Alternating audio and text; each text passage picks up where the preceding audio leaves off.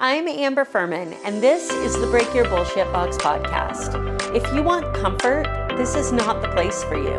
If you're ready to understand what makes smart, capable, successful people, including you, keep repeating the same patterns, this show breaks down human behavior, drawn from real conversations and years of studying what makes people create change so that you can make better decisions, have better conversations, and get better results. So let's dig in and break the bullshit that's been running the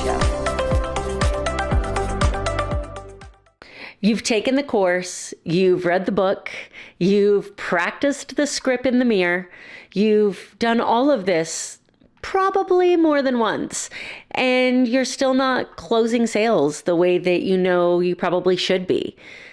So what did you do? You went out and you bought another course, and you're still stuck. If this sounds like you, I want you to stick with me for just a minute today, because the problem isn't what you think it is, and it's possible that nobody's ever told you this yet. Welcome to the Break Your Bullshit Box podcast. My name's Amber Fuhriman. I am a success coach and a certified trainer of neurolinguistics programming, and I created the Break Your Bullshit Box framework. With the Break Your Bullshit Box framework, we believe that there's 4 stages that we work throughout our life. First of all, there's challenging our identity. What is it that you think you know, or who you are, or who you're not? What are the labels and identities you've taken on throughout your life? The second is breaking the bullshit. The second is those bullshit gremlins that pop up that tell you you're not good enough, you can't learn, nobody's going to listen to you, that you're not an athlete, that you're not somebody who can open a business, whatever that voice is in your head, the one that just said, what voice in my head? I don't have a voice in my head. That one that always seems to have a reason for you to stay exactly where you are. That's the break your bullshit box part. We need to be able to identify those, to call them out for what they are, which is purely bullshit. Once we challenge our identity, we break our bullshit, then we need a plan. This is where strategy comes into play. This is the design your life part of the break your bullshit box formula. This is where we really dig into the systems and the calendaring. When we have all of that, we have the systems and we have everything in play, there's only one thing left for you to do. Have the courage to act. And that's the 4th part of the Break Your Bullshit Box framework. Today, we're going to be heavily in that first and second stage of the Break Your Bullshit Box framework, where you're challenging your identity and you're dealing with that voice that continues to pop up.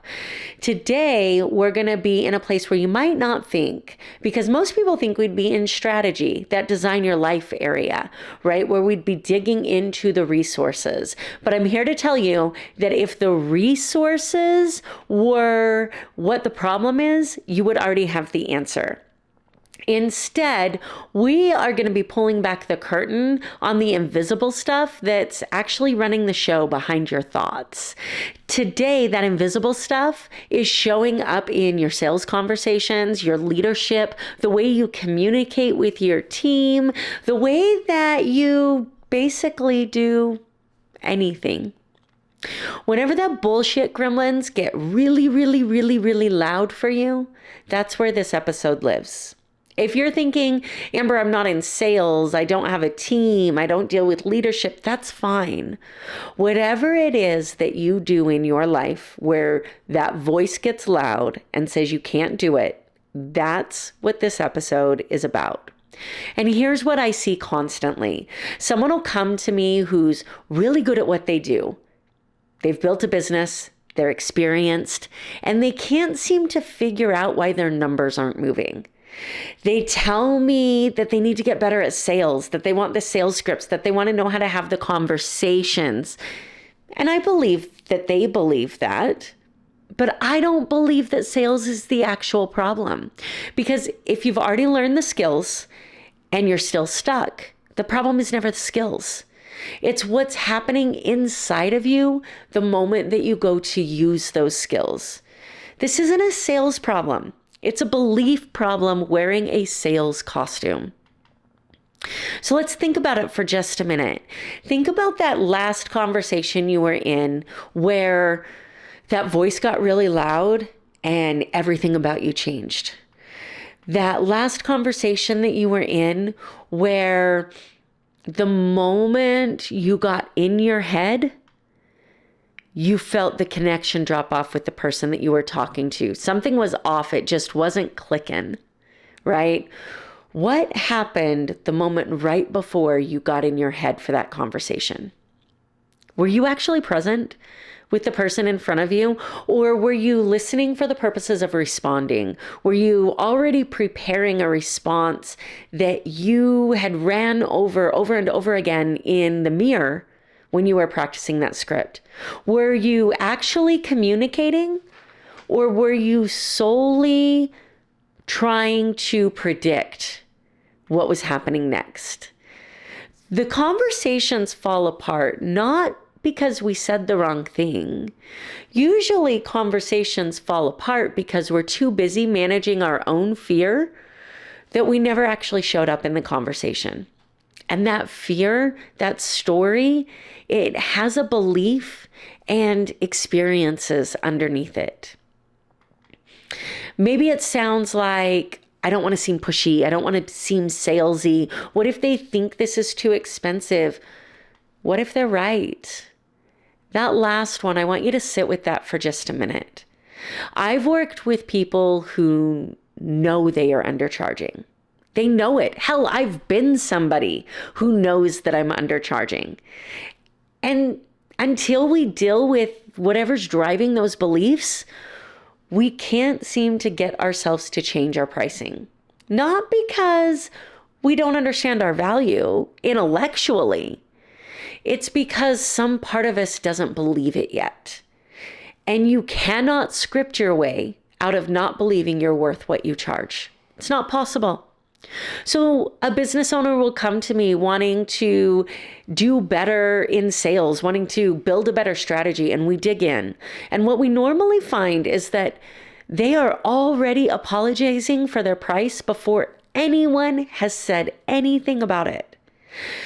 It's interesting because when I talk about this, I often think about buying my favorite watch. It's a watch that I got when I was looking for my next stage symbol of success. I went into a store that I had already decided I wanted to buy this watch from, and I am a very feeling person. I don't necessarily look at how things look or what they sound like. I want to know how they feel. So intellectually and instinctually, I was running my hand across these watches.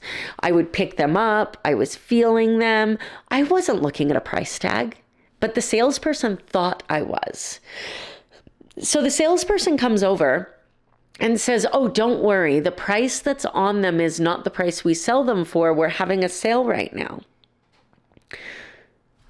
I wasn't checking prices. And that was my first thought, was there's only two things that this statement can mean. Either number one, you don't think that I can afford to pay what you actually have these priced at, or you don't think your product is worth what you have it priced at. And neither one of those is real appealing to me.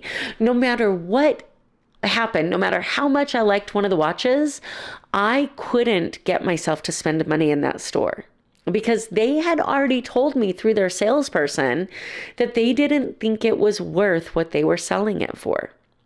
They had defended the value before it had even been attacked.